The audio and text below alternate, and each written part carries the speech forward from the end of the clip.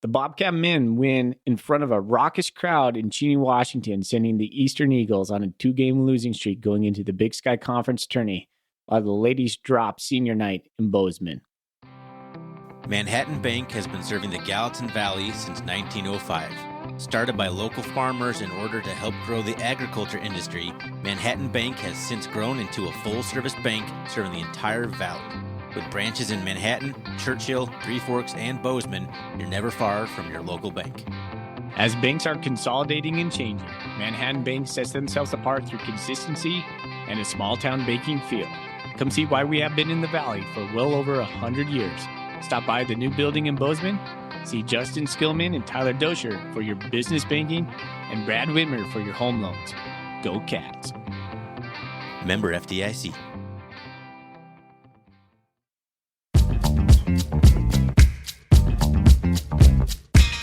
Welcome, everybody, to the R&R Catcast, a fan-based podcast focusing on Montana State athletics. We're two dudes named Ryan from the state of Washington talking about our dear Montana State. We hope you enjoy.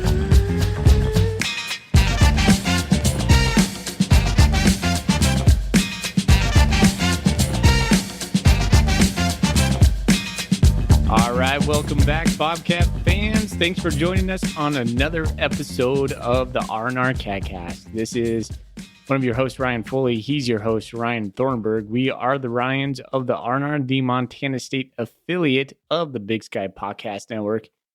And we're sponsored by the Dang Bank, Manhattan Bank, taking care of all your banking needs in the Gallatin County. They got 4 locations: Bozeman, Churchill, Manhattan, and Three Forks. We thank them for being our Dank sponsors this year. It's tourney time, Thorny. We just got done with basketball, men's and women's, against Eastern Washington tonight. Yours truly, Ryan Foley, was at the men's game over in Cheney. I can't wait to talk about it.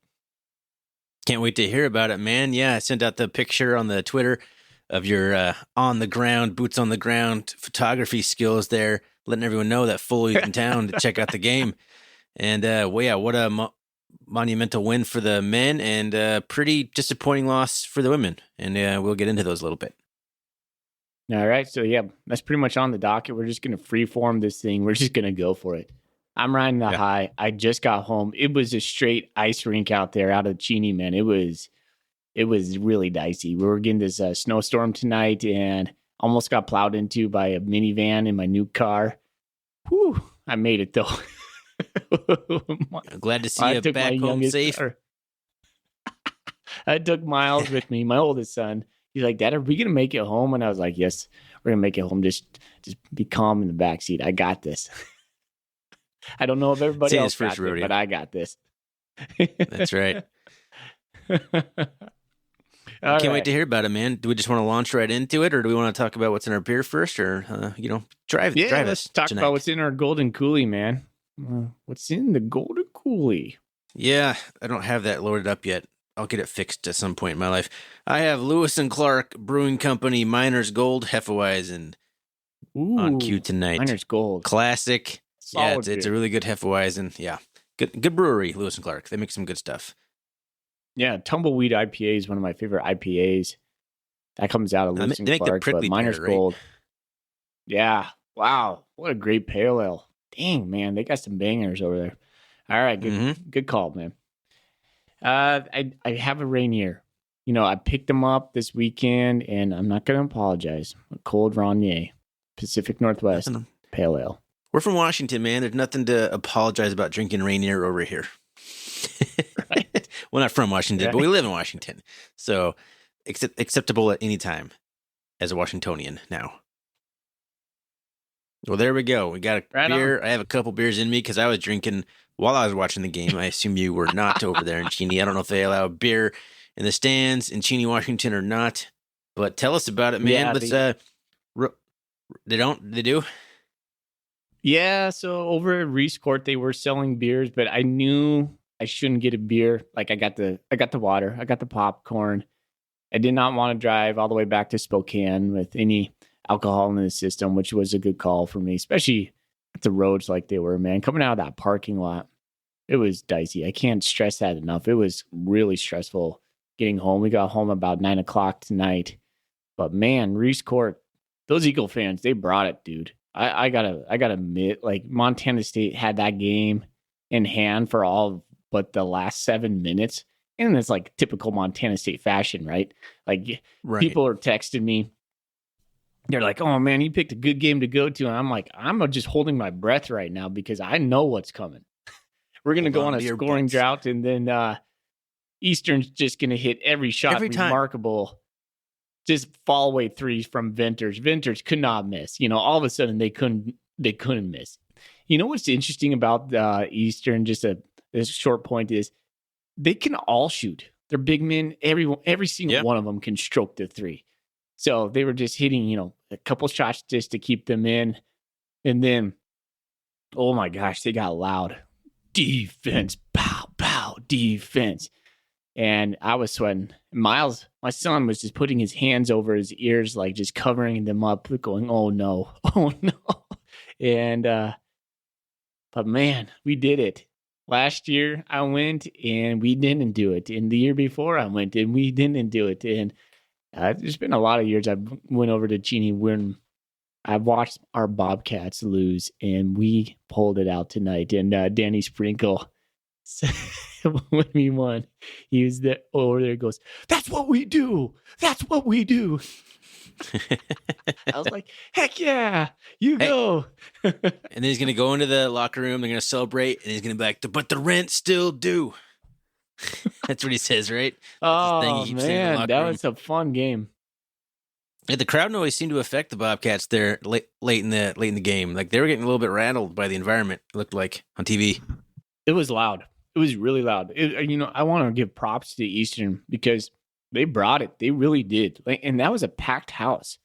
I don't know if the cameras ever panned to the crowd, but Reese Court, not like the Brick. It's very tight, very on top, and not many seats, but I would say probably like 3,000 people in there. Maybe not that tonight, but it was loud. It really was. I will die on this hill. A full small stadium is always better than a half-empty huge stadium. Oh, yeah. No doubt. Yeah, we were keeping that like 12-point lead somewhere in there. And you texted me, you're like, man, if they get this to single points, it's going to be go time. And you were exactly right. Soon as Venters hit a three and cut it to like 9 points, they got loud. Everybody stood up. And then we just had a rash of turnovers. We couldn't get a shot off. We had like a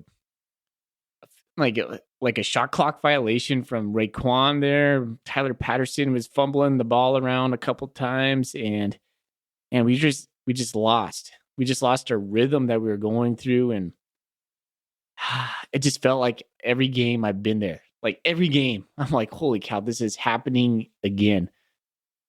But it didn't, man. We pulled it out. I was kind of salty to those Eastern crowds too. I was sitting next to this couple. I gotta tell you a story, man. I was sitting next to this couple, and I was like, we were like high-fiving throughout the game. And so my son turns around, Miles goes, hey, my dad does this podcast. And this lady goes, what podcast is that? And, so we had the little talk about the R&R. She's like, you guys live in Spokane? And I'm like, yeah, I'm a teacher over at this middle school that I'm not going to name here on the podcast. She goes, oh, yeah, my son goes there. I was like, no crap. So, but I was I did the good old, like when we sealed the game, I did the good old wave to the crowd as they were shuffling out. And then the Eastern students were jockeying with me a little bit. They were yelling at me from across the court. Not that I was like trying to start anything. There was probably like 20 Montana State fans around me, if that. And I gave them the old triple X pow to the crotchal region, and I immediately kind of like laughed, and I was like, I don't know if a 40-year-old man should be doing that anymore, but that was kind of fun. Well, it's a good thing you didn't have any beer in you, because if that's you not drinking, I could only imagine how that would have gone if you were riding the booze high there. And are you sure that those students across the way were targeting you specifically? Were you just standing out that much? Like, that guy, let's taunt that Montana State fan right there. Is that what you're saying? I think I was.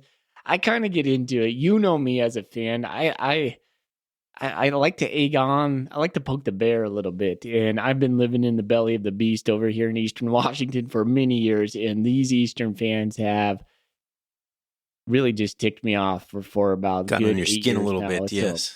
yeah, it feels good, man. It feels really good. Knowing full well we probably have to play those guys again in a week. So yeah. Yeah, and ultimately it doesn't matter. This game meant nothing in terms of seeding, and it will mean nothing in terms of the next matchup, really. So, I mean, whoever gets the last win, if it comes to us, both in the championship game, which is a huge if, but if it comes to that, I mean, that's going to be the last laugh. It doesn't matter after that. Yeah. You know what it does mean, though, Thorny, is Montana State didn't shy away from the moment. That was a big moment tonight. It was Eastern's senior night.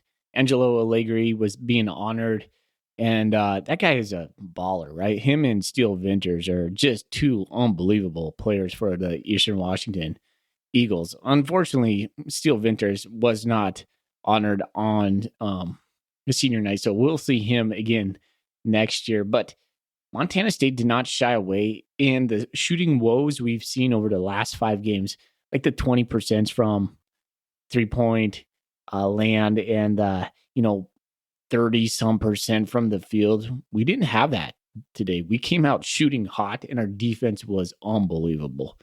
We knew we outscored them mightily in the first half, and you and I had texted, we're like, man, hold on, hold your seats.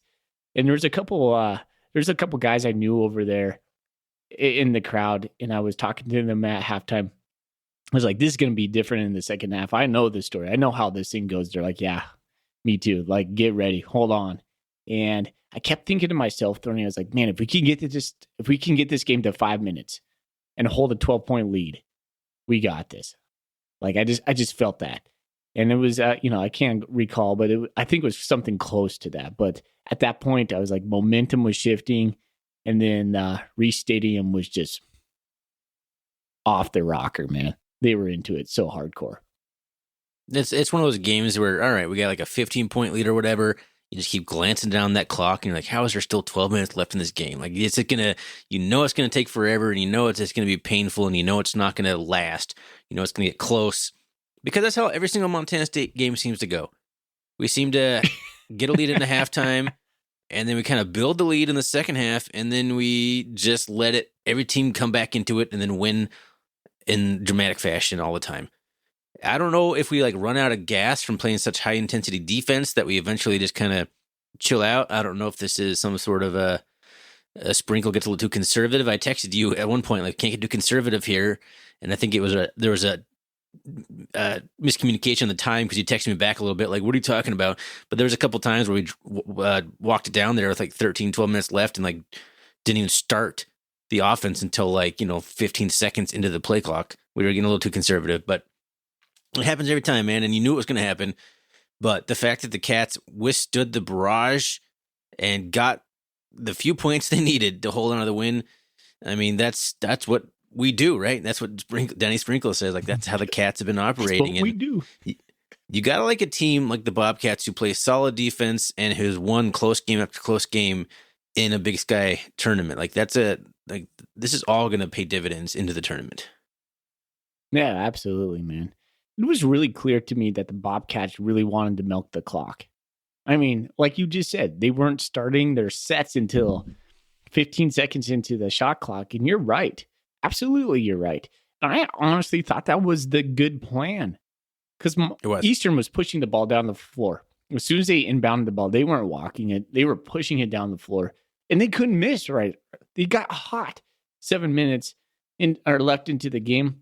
Wouldn't Venters have like three-pointers back to back to back? I mean, at one point he had a step back, fall away 3, and you're like, are you kidding me? How's that not? How many times we don't have a single player on the roster who can hit a shot like that. Yeah. How many times this game did we get that a contested rebound that went to Eastern, and then they shot and they had a rebound, and then it was like all of a sudden like Montana State's making play after play after play, and then the ball bounces Eastern's way, and then they get a 3-point play out of that. And you're like, come on.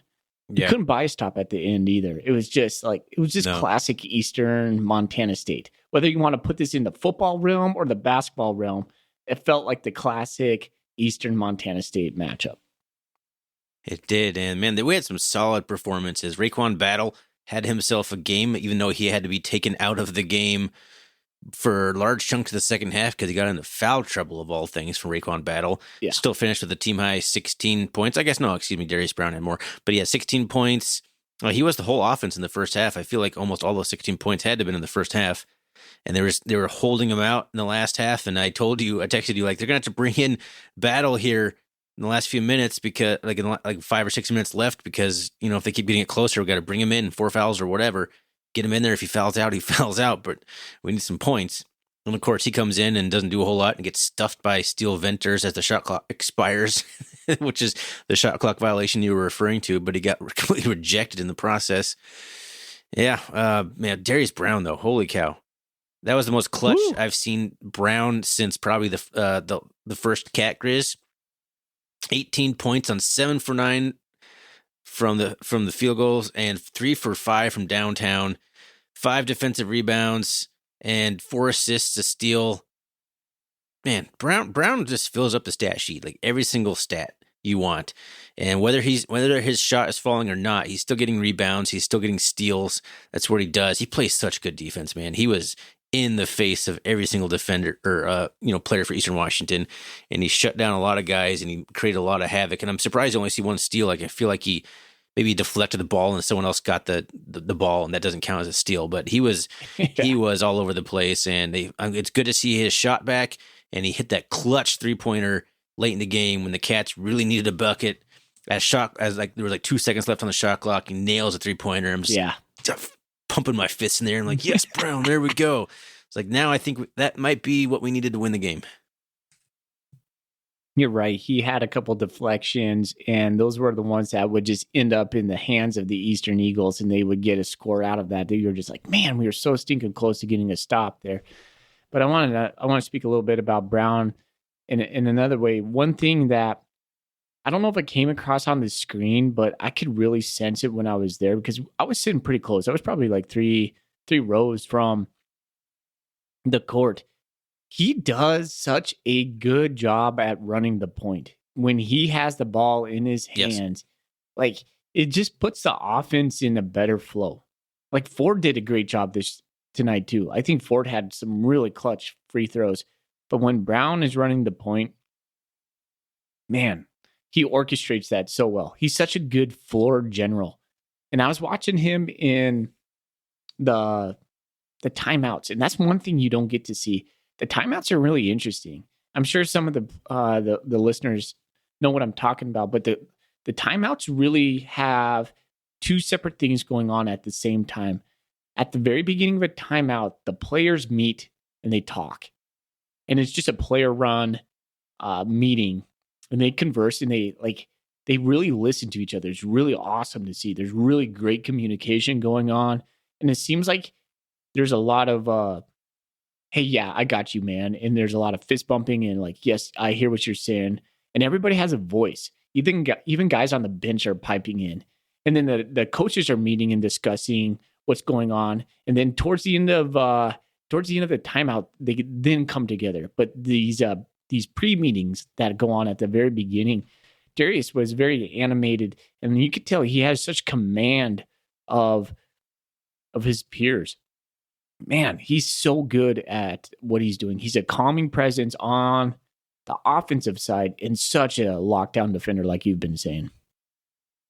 Yeah, if he doesn't win Defensive Player of the Year, I don't know who deserves it more than Darius Brown.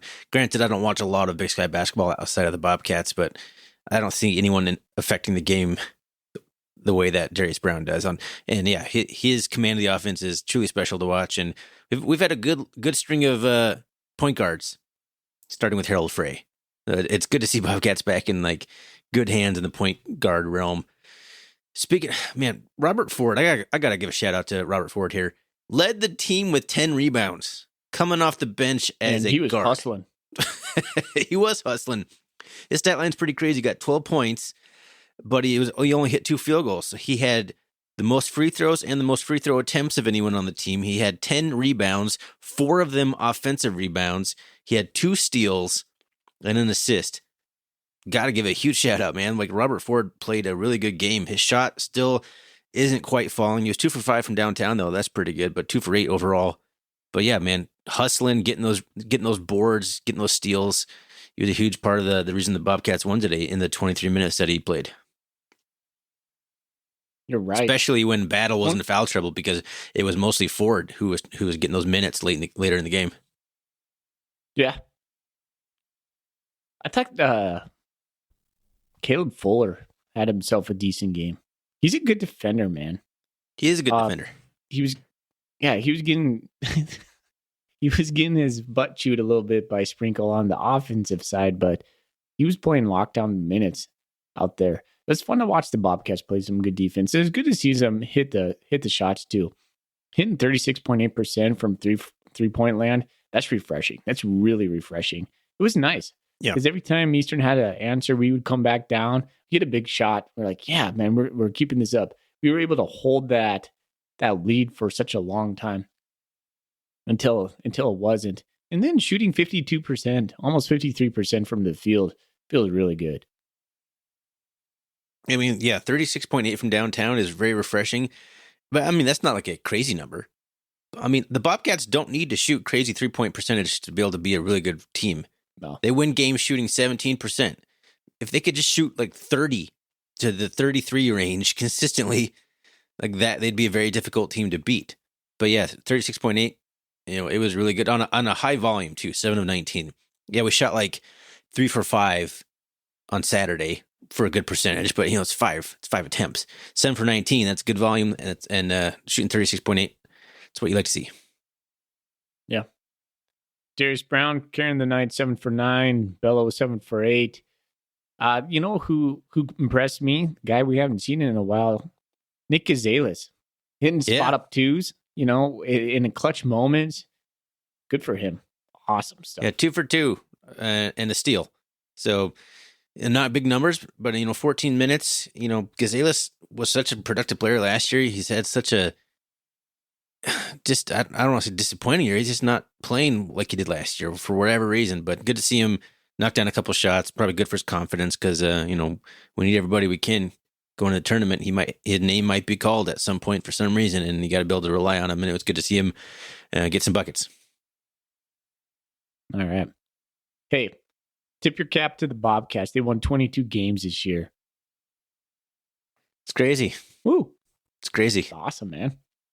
just a couple days ago, you were wanting to get on the mic and say some complete opposite type words. And do you still feel that way? I'm just curious. Emotional guy, man. Yeah, I'm the emotional guy around here. I do get upset when I see the Bobcats shooting like 19% from 3-point land. When certain players that we talked about ad nauseum can't knock down a 3-point shot, and that's their job in the offense is to hit the 3-point job.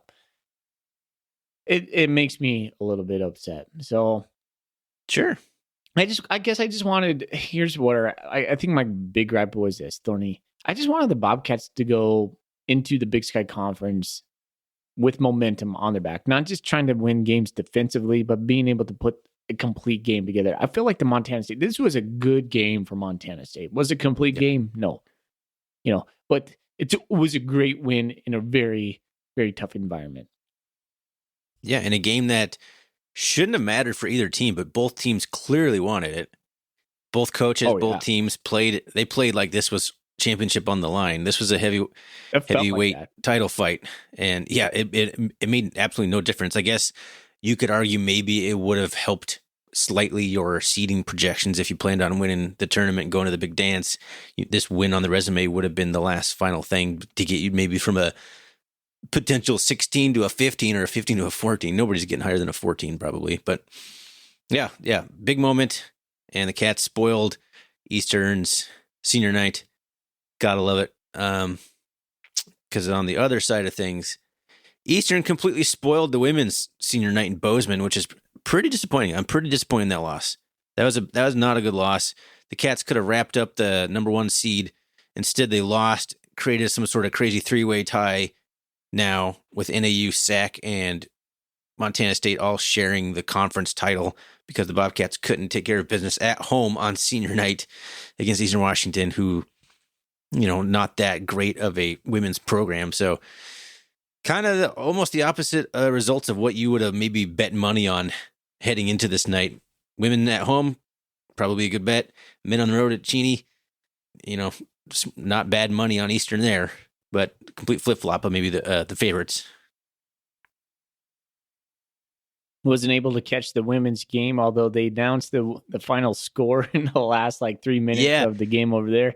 It just put Reese on edge even more. I was like, full tilt. Here we go. We're going to do this thing over again. We're going to lose this game. That came across on TV, and I'm like, man, that was smart. They're doing that to they probably waited to say that to galvanize the fans and the team. All right, now let's pull it out, boys. Let's pull out the score from the women's game. Yeah, but I think the Cats end up with the 2 or 3 seed. Yeah, sorry, go ahead. No, it's just cool to see the number 1, number 2 teams playing a big time environment. It felt like a big time environment. That was a good game, man. And it sucks that Montana State and Eastern won't get a seed in the tournament. It really does. I mean, the Big Sky Conference being a 1-bid team is what it is, but it makes basketball less fun ultimately, right? Another thing, what do you mean? Tourney, I want to talk to you about this, and there's something I wanted to get to. Let's talk about the way the conference sets up the bracket, because you posted something today in Bobcat Nation about maybe an alternative for that, making our bracket probably, or the way we played the conference tournament in Boise, a little bit more, and fun's not the word, but a little bit different. What was your thought on that? Well, I mean, I posted it because it's interesting, and kudos to Chappie from the Weaver State Weekly. He's the one who posted it in our little chat there. And I had not seen it. I was not familiar with the WCC's bracket, how they set up a tournament, but it's crazy looking. There's basically the semifinals, the number 1 and the number 2 seed are already there. They are guaranteed a semifinal game. They only have to win 1 game to get into the championship game. And what this does is it protects the conference by giving you the best outcome for most likely your 2 best teams, the best path to a bid. Now, in this case, WCC, it doesn't matter. St. Mary's and Gonzaga are both going to get a bid to the tournament, but that's not the case in the Big Sky Conference. You want your best team, or at least if it's a 1A and 1B situation, you want one of those 2 teams to go dancing.